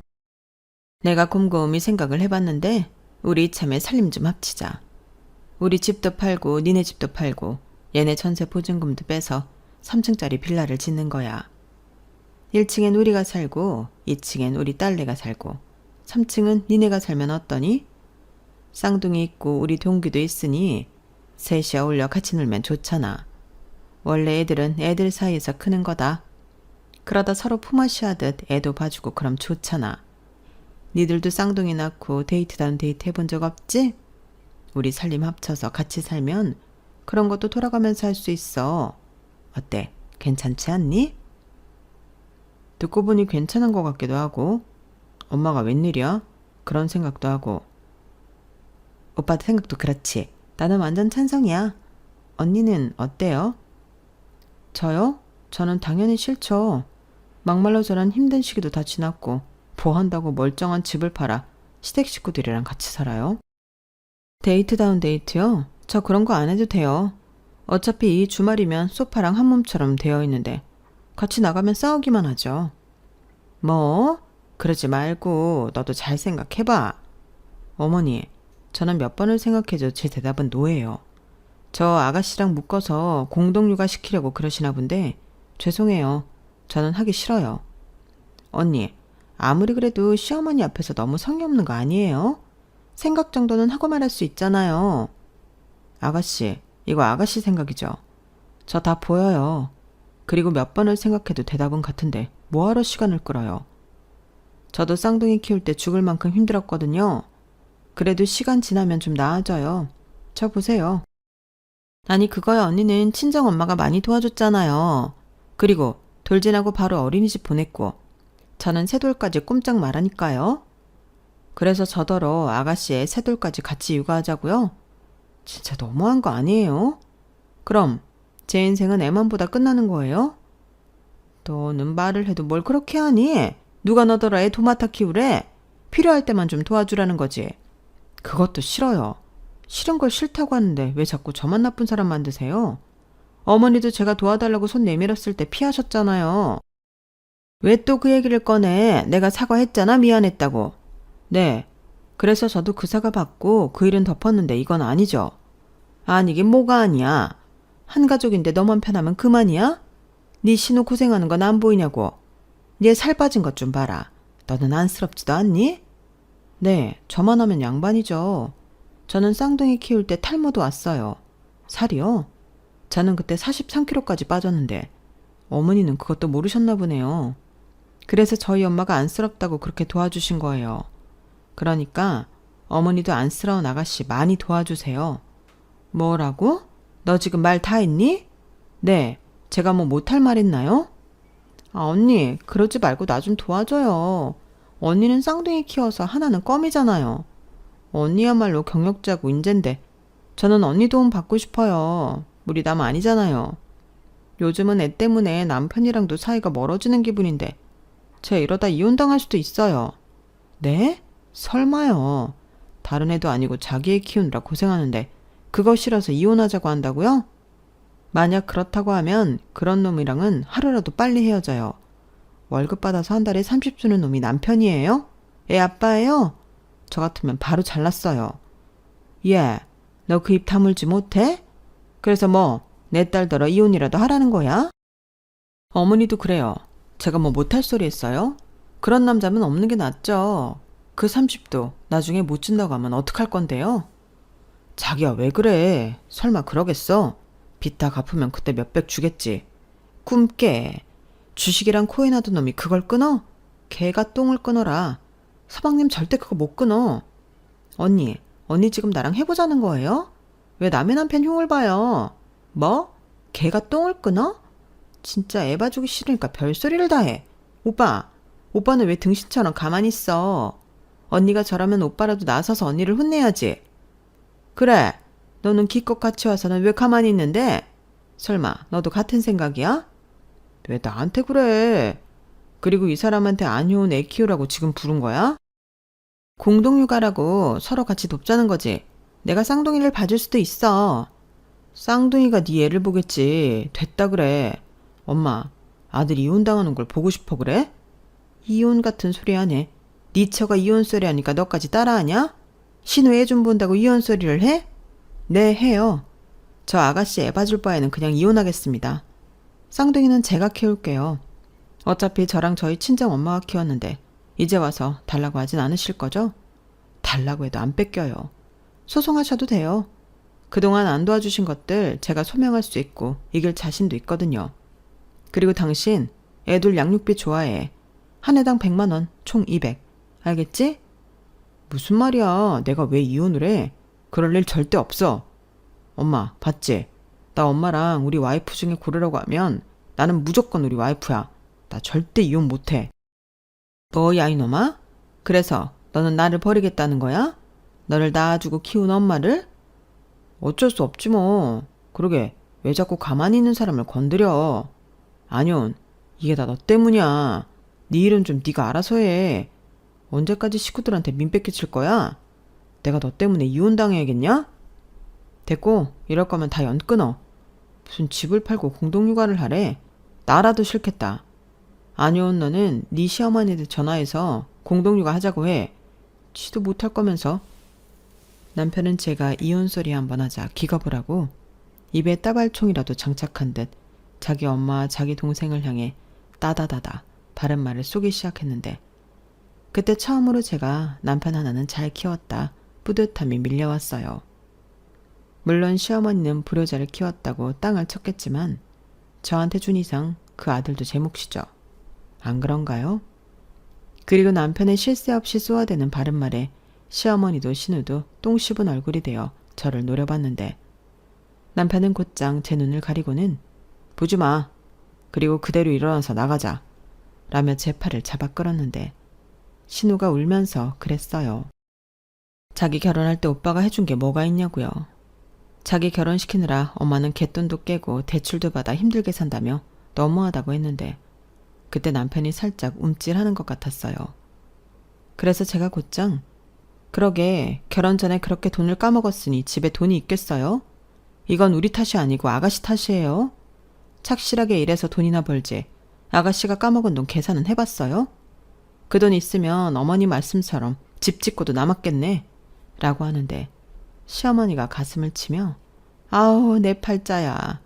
내가 무슨 전생에 죄를 지었다고 자식복이 이리도 없나. 내가 뭘 그렇게 잘못을 했다고. 슬슬 시동을 걸기 시작했는데 그래서 저는 남편더러 먼저 갈 테니 알아서 판단하라고 했어요. 그러자 남편은 판단하고 말 것도 없다며 제 손을 잡고 시댁을 나왔는데 처음으로 진지한 목소리로 저한테 말했죠. 자기는 이제 시댁 없어. 전화도 받지 말고 내가 알아서 할 테니까 자기는 신경 쓰지 마. 지금 나 때문에 화났어? 내가 심한 말 했다고? 아니, 심한 말이라고 할 것도 없지. 사실이니까. 그리고 자기가 전에 그랬잖아. 이런 날이 오면 잘 판단하라고. 근데 내가 왜 고민을 해? 당연히 내가 책임질 식구는 자기랑 우리 쌍둥이인데. 그래도 혹시 몰라서 그래. 어쨌든 나한테는 부모고 동생이잖아. 알았어. 그리고 빈말이라도 그렇게 말해줘서 고마워. 빈말 아니야. 이젠 나만 믿어. 이 오빠가 해결한다. 이젠 스트레스 받지 말고 우리 마누라 하고 싶은 거 다 하고 살아. 명절 같은 것도 이젠 없어. 정말? 정말 그렇게 살아도 돼? 되지. 남자가 한 입 가지고 두 말 할까? 평소랑 너무 다른데? 아무튼 나 믿는다. 우리 남편 지금 보니까 진국이었네. 내가 남자 하나는 잘 골랐다. 내가 좀 사람 보는 눈이 있어. 저희는 웃을 상황이 아니지만 그 일을 계기로 부부 사이는 돈독해졌어요. 그리고 하루도 채 지나지 않아 시어머니, 시아버님, 신우까지 계속 전화를 걸길래 핸드폰을 꺼놓고 다음날 세 사람의 번호를 차단해버렸는데 중간에서 남편이 정말로 손을 쓴 건지 제 핸드폰은 조용해졌어요. 저는 다른 번호로 저한테 전화를 하고 저를 괴롭힐 거라고 생각했는데 그런 것도 없더라고요. 그래서 행여 남편이 중간에서 저 모르게 도움을 주기도 했나 걱정이 되어 물어보기도 했는데요. 남편이 그러더군요. 그러고 싶어도 먹고 죽을 돈도 없는데 무슨 그냥 아들 하나 없는 셈 치라고 했어. 아버지가 호적을 파겠다고 쌍욕도 하고 그러던데 그래서 그러시라고 했어. 나 이제 안씨 아니야. 저는 그때만큼은 철없는 남편이 저런 성격이라 다행이라는 생각이 들었어요. 괜히 어설픈 효자이고 성격도 꽁하는 편이면 저렇게 생각도 안 할 텐데 아마도 저는 남편의 저런 엉뚱하고 유머스러운 면을 좋아했나 봐요. 그래서인지 이제는 쌍둥이랑은 정신 연령이 잘 맞아 셋이 잘 놀기도 하는 것 같은데 요즘은 남편도 육아에 많이 참여하고 아이들이 커서 밖에 나가 데리고 놀만하다고 쉬는 날이면 공원이다 놀이터다 주구장창 남편이 아이들을 데리고 다니는데 덕분에 저만 놀았어요. 공부도 하고 친구들 만나 놀기도 하고 특히 명절에는 시댁에 가지 않으니 명절 스트레스도 받지 않고 너무 편하고 좋은데 남편도 자기 집에는 달리 가고 싶어 하지 않는 눈치였어요. 그렇게 한 해를 보내고 또 한 해를 보내니 시간이 무섭게 흘렸고 아주 오랜만에 시어머니한테서 모르는 번호로 연락이 왔더군요. 병원에 가야 하는데 병원비가 없다고 간호사 전화로 전화를 건 거라며 돈 좀 붙여달라고 하셨는데 저는 깜짝 놀라 병원에 가겠다고 했어요. 그리고 택시를 타고 시어머니가 알려준 병원으로 향했는데 시어머니는 신우 애로 보이는 남자애를 데리고 오른팔을 붕대로 칭칭 감고 있었어요. 알고 보니 신우애가 집에서 공놀이를 하다 가스불에 올린 주전자를 친 모양이었는데 그게 신우애한테 쏟아질 걸 시어머니가 몸을 날려 그 뜨거운 주전자를 당신 팔에 뒤집어 썼다고 하더라고요. 그러니 그 난리 때문에 화상을 입어 구급차를 타고 병원에 왔다고 하셨는데 지갑을 두고 와서 신우와 시아버님에게 연락을 했다가 전화를 받지 않아 저한테까지 하게 됐다고 설명하셨어요. 그래서 저는 아무 말 하지 않고 병원비를 내드리고 치료가 끝난 시어머니를 집에 모셔다 들었는데 시댁집 꼬라지가 말도 아니었어요.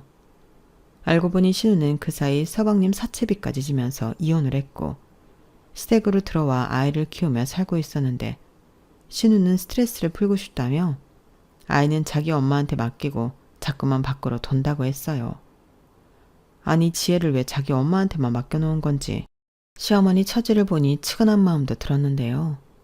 그래서 오지랖에 이제라도 신우를 자립할 수 있도록 내치라고 했다가 욕을 한 바가지 먹었어요. 자기가 아무리 힘들어도 자기 자식을 왜 내치겠냐며 저더러 너랑 나는 어차피 연도 끊었는데 얼른 네 집으로 꺼지라고 소리를 치셨고 저는 역시 사람은 변하지 않는다. 저 팔자가 그저 불쌍하기만 하다. 이런 생각을 하며 집으로 돌아왔는데 남편한테는 말을 할까 말까 하다 그냥 하지 않았어요. 남편도 들으면 속상할 말이니 그냥 안 하는 게 낫겠다고 생각했거든요. 그리고 그날 저녁 남편한테 자기는 자기 식구들 보고 싶으면 내 눈치 보지 말고 다녀와. 나는 괜찮아. 나는 남이지만 자기는 아니잖아. 자기 동생 어쩌고 사는지 궁금하지 않아? 라고 했죠. 그러자 남편은 나 이미 다 알아. 효은이 이혼당했어. 쌍놈의 새끼. 사채까지 손댄 것 같더라고. 효은이 그기 집에 가 도와달라고 전화했더라. 그래서 헛소리하지 말라고 했어. 누가 누굴 도와? 지가 알아서 해야지.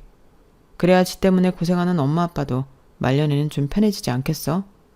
솔직히 나보다 지가 부모더고 다 보고 살았는데 지가 해야지.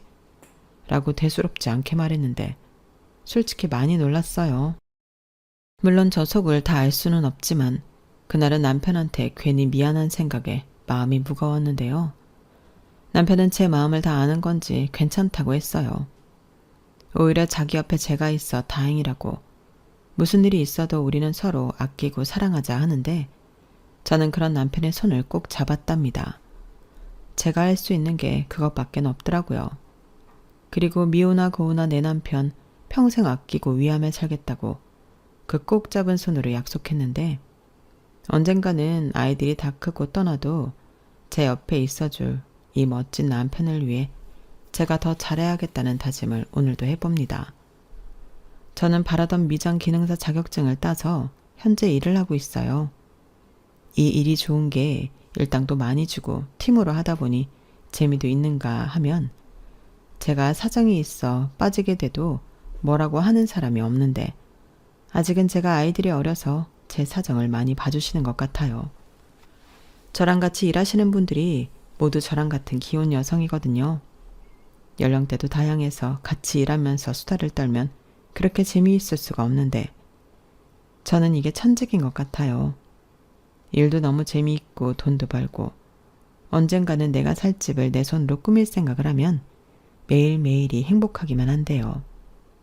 요즘은 남편도 하는 일이 잘 되어 연봉도 많이 올랐고 집값도 지금은 아니지만 그때는 많이 올라 더 넓은 집으로 이사까지 가게 되었는데 사는 게 만만치는 않아도 즐거운 것 같아요. 저도 제 가정도 조금씩 성장하는 모습이 저에게 보람이고 행복이거든요.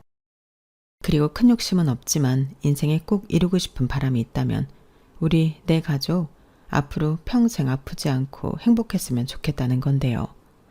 꼭 좋은 대학을 나오진 않더라도 우리 아이들이 자기 꿈을 위해 열심히 살 수 있었으면 좋겠습니다. 아울러 남편과 저도 지금 마음 변하지 않고 오래오래 서로의 곁에 있어줄 수 있다면 더는 바랄 것이 없는데요. 그때 남편의 손을 잡고 다짐했듯 제가 앞으로 더 많이 사랑하고 아껴주려고요. 남편이 저를 선택했듯 저 역시 남편을 제 평생의 반려자로 선택했는데 저도 책임을 다해야죠. 오늘보다 내일이 더 멋진 우리 남편 많이 사랑한다는 말끝으로 전하며 저는 이만 물러가겠습니다. 지금까지 길었던 사연 함께 해주셔서 감사드려요. 오늘 하루도 신나는 일, 행복한 일 가득하시길 바라겠습니다. 안녕히 계세요. 여러분, 사연 댓글에 응원과 현명한 조언 부탁드려요. 좋아요와 구독은 저에게 큰 힘이 됩니다. 오늘도 좋은 일 가득하세요.